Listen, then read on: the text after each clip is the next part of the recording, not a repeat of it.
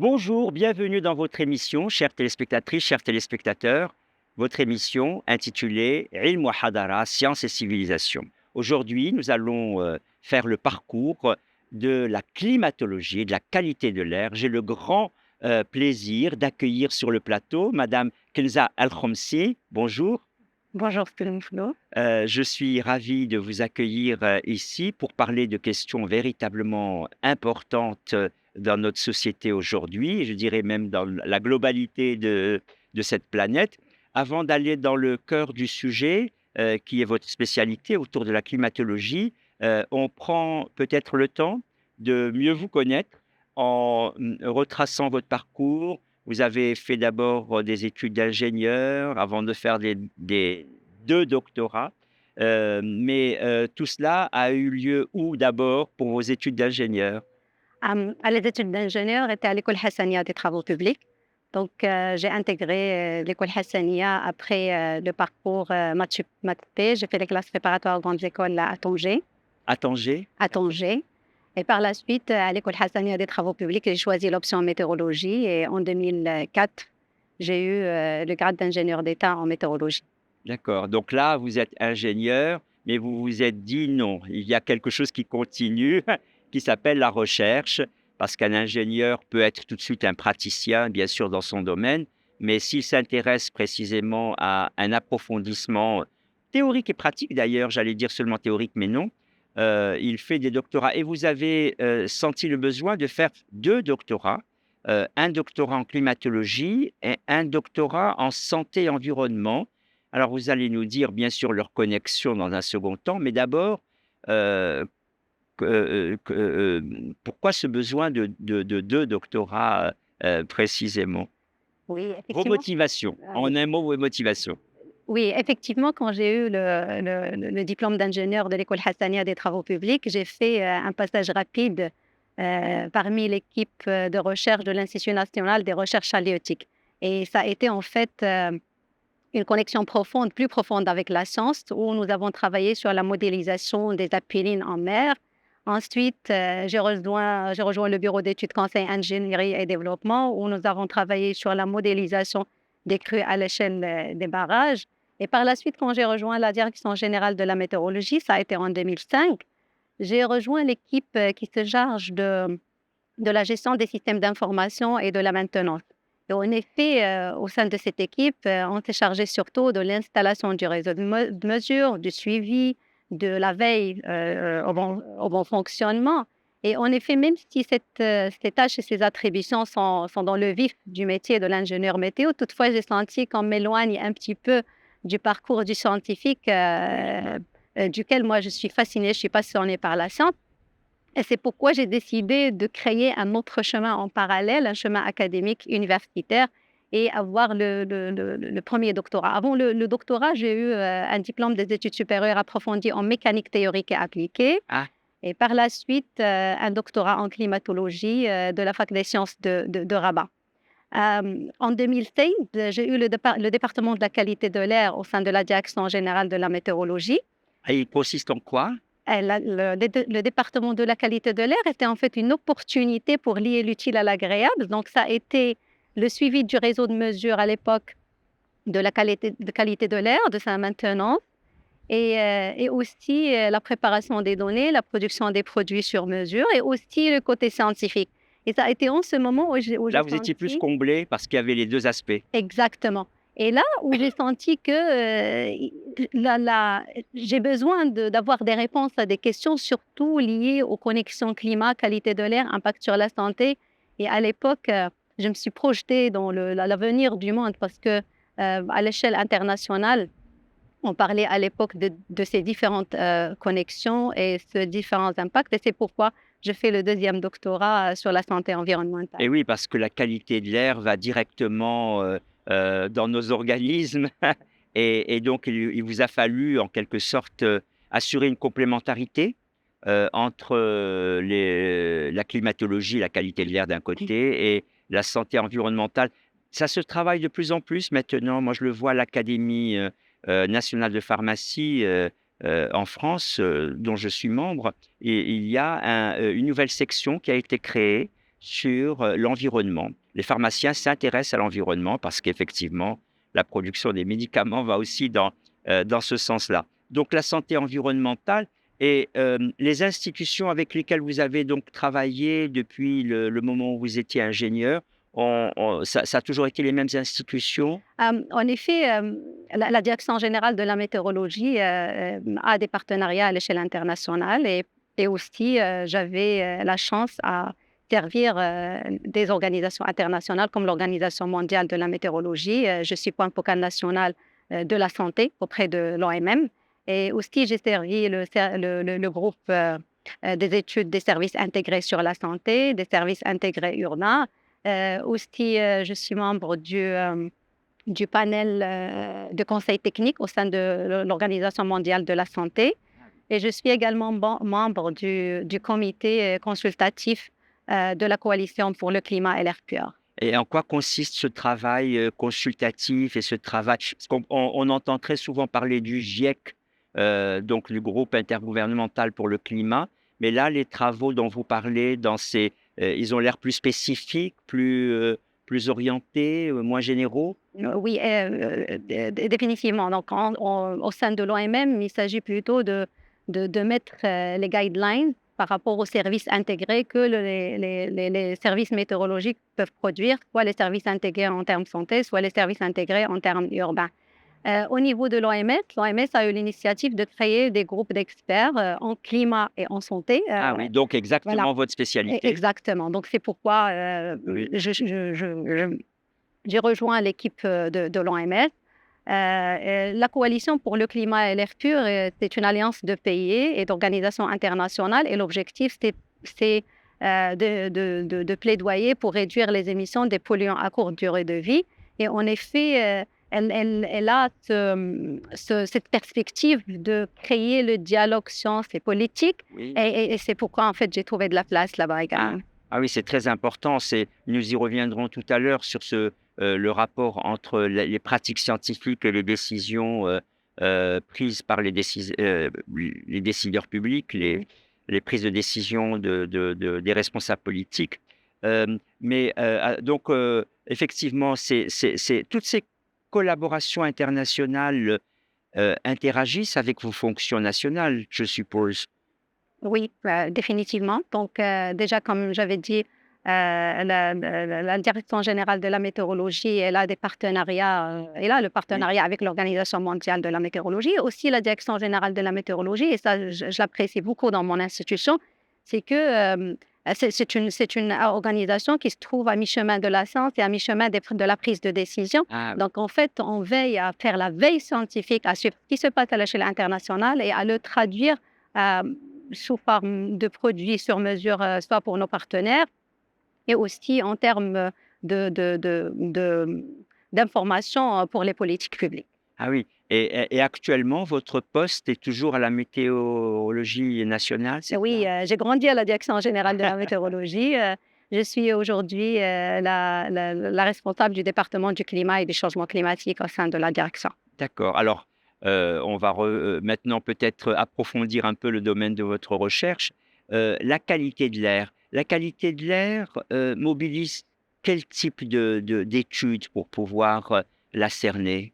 En fait, tout type d'études est projetable sur la qualité de l'air. Donc, on pourra commencer depuis, et c'est ce que j'aime appeler le plus petit bout de la cause jusqu'à le plus petit bout de l'impact. Donc, la cause, ça commence depuis l'émission des polluants et la composition atmosphérique, le suivi de ce qui est émis.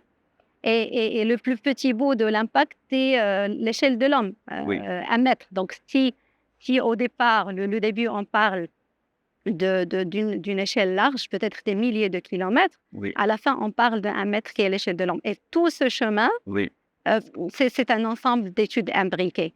Donc, on pourra par exemple étudier les émissions des gaz à effet de serre, les oui. émissions des polluants atmosphériques, on pourra étudier, leurs interactions avec la circulation de large échelle, leurs interactions avec le climat, leurs interactions avec le changement climatique, leurs impacts, sur la santé de l'homme, sur les différents secteurs, puis leurs impacts sur l'économie, ainsi de suite. En fait, je dirais que, hem, toutes sortes d'études est possible avec la Et qualité ces de l'air. études, méthodologiquement, c'est surtout des modélisations, ou des simulations, je ne sais pas? Le donc il y a la partie analyse et interprétation de la donnée parce que toujours le Oui, principe il est le même, c'est comprendre ce qui se passe et par la suite projeter sur le futur. oui, Donc d'abord la compréhension de ce qu'on observe, la compréhension de ce qui existe et à travers la mesure et par la suite la compréhension de son impact, qu'est-ce qui se passe et par la suite la compréhension de ce qui va se passer dans le et futur. oui.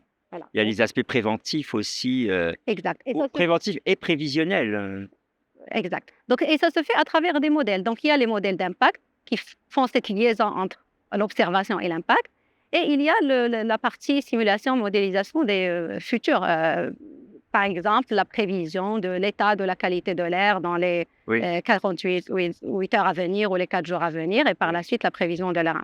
Ah oui. Et alors, si je me place du point de vue du simple, citoyen qui, vit, les moments de pic de chaleur, et les moments, malheureusement trop peu nombreux au Maroc de froid et de pluie, ces moments de pic, le type d'information que vous donnez est un type d'information bien sûr prévisionnelle, mais aussi pour que la population fasse attention, pour qu'il y ait, parce qu'on entend souvent des communiqués sur la nécessité de ne pas oublier de boire, s'il fait très chaud, de faire attention aux personnes âgées. Donc là, c'est tout votre aspect de santé, précisément autour de la climatologie. Oui et ça, c'est important de le clarifier. Il y a 2 volets. Il y a le volet temps et il y a le volet climat. Alors ce que vous avez proposé, c'est surtout, inclus dans le volet temps. C'est-à-dire qu'est-ce qui se passe, aujourd'hui, demain, dans la semaine. Mais le volet climat, c'est surtout, quand on fait des moyennes sur une période, sur Oui, une zone. Donc par exemple, quand on dit, aujourd'hui, ça va pleuvoir, il faut prendre le parapluie, ça a du temps. Mais quand on dit à Marrakech, il fait souvent froid, ça pourra dépasser 40 degrés, ça, c'est du climat. souvent chaud, oui. Et la partie climatologie, il s'intéresse surtout à comprendre ces moyennes, ces informations sur de longues Sur périodes. de longues périodes, oui. Ouais. Ah oui, sur de longues périodes. Précisément, une de vos spécialités a été d'étudier les tempêtes de sable et leur, rapport à la circulation de l'air. Effectivement, nous en vivons quelques-unes et elles sont transfrontalières. Très souvent en Europe, ils disent: «Un vent de sable qui nous vient du Maroc». Alors de quoi s'agit-il? Oui et il y a une histoire derrière Oui? ces études de vent de sable. En effet, l'idée de base était de voir la concurrence entre les vagues de chaleur et les épisodes d'ozone. Parce que l'idée, comme j'aime, nommer mes recherches, j'aime toujours parler des interconnexions et des interfaçages. Oui. La conclusion de ma première thèse c'est qu'il faut étudier, plus les extrêmes et il faut comprendre plus leur relation avec la circulation de large échelle et c'est pourquoi, quand la qualité de l'air est venue sur le chemin, donc l'idée était d'étudier les événements extrêmes liés au climat, comme les vagues de chaleur, qui sont les vagues de chaleur et les épisodes d'ozone. Parce qu'en principe, l'ozone, il se forme, quand il y a des conditions de rayonnement favorables et les conditions de rayonnement favorables, ils coïncident avec les périodes de haute température et de vagues de chaleur. Donc l'idée, en fait, était d'étudier cette concurrence et nous avons trouvé que, les épisodes d'ozone peuvent paraître, ou coïncident avec Ah le oui. premier jour de la vague de chaleur ou un petit peu décalés dans le temps. Parlons de la circulation générale, donc cette concurrence, il est favorisé quand on a un flux qui vient de sud et ce flux, il vient, quand on a des remontées tropicales et ce flux, il est chaud, donc il est favorable aux vagues de chaleur. Toutefois, ce flux, quand il vient de sud, il passe par le Sahara marocain et il apporte de la poussière.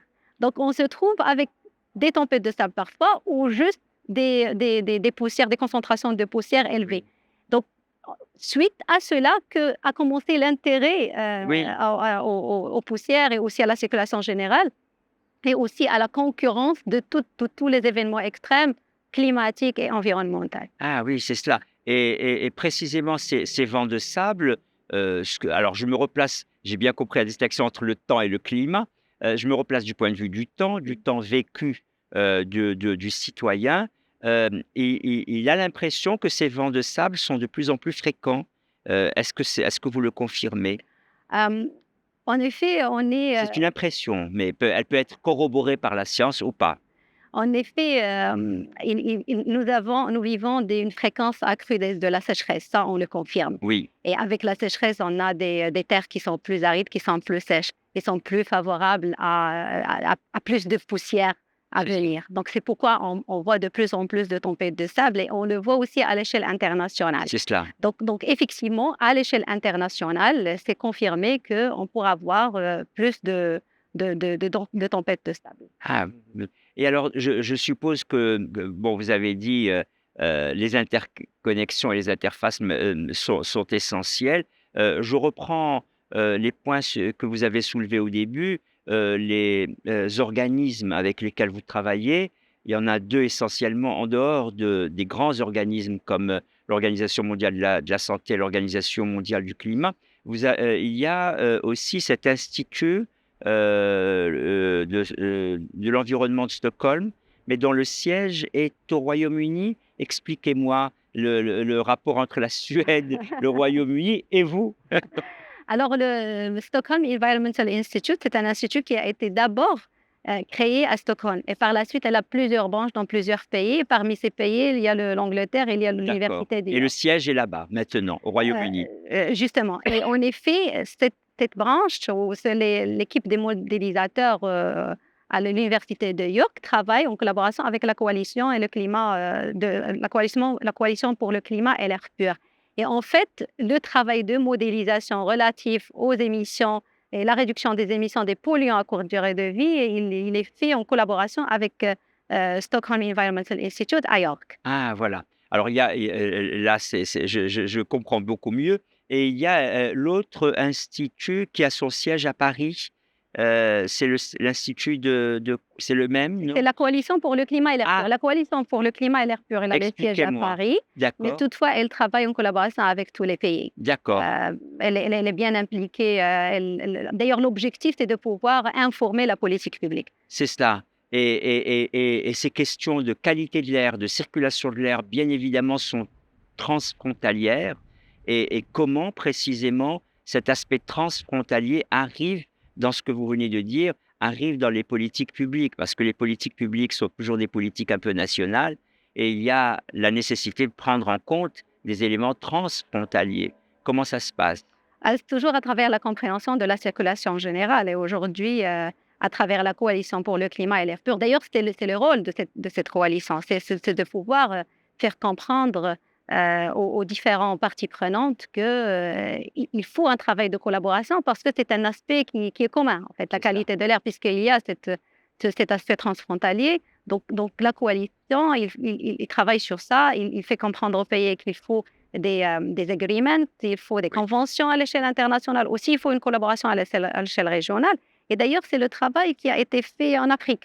En Afrique, la coalition a piloté un travail sur l'évaluation intégrée du climat et de la qualité de l'air en Afrique. Et l'idée était, si les pays africains appliquent des mesures de réduction des polluants à courte durée de vie, ceci sera bénéfique et aura un impact sur la santé, sur la qualité de l'air de l'Afrique et aussi sur le climat de Et l'Afrique. c'est en cours, ça va? Il y a de bonnes, réalisations? Justement, donc le rapport, il a été, sorti en 2023 et aujourd'hui la coalition, il travaille sur l'implémentation. Parce qu'en fait, la théorie, c'est une chose importante, le dialogue, Essentiel. est important, essentiel et l'implémentation, il est aussi importante. Donc aujourd'hui, la coalition, elle travaille sur l'implémentation et c'est en collaboration avec les pays. Et plusieurs pays africains, sont engagés maintenant dans Heu cette dans ça, c'est une très, très bonne nouvelle, et comment dire? Hem, vous travaillez aussi sur les enjeux préventifs,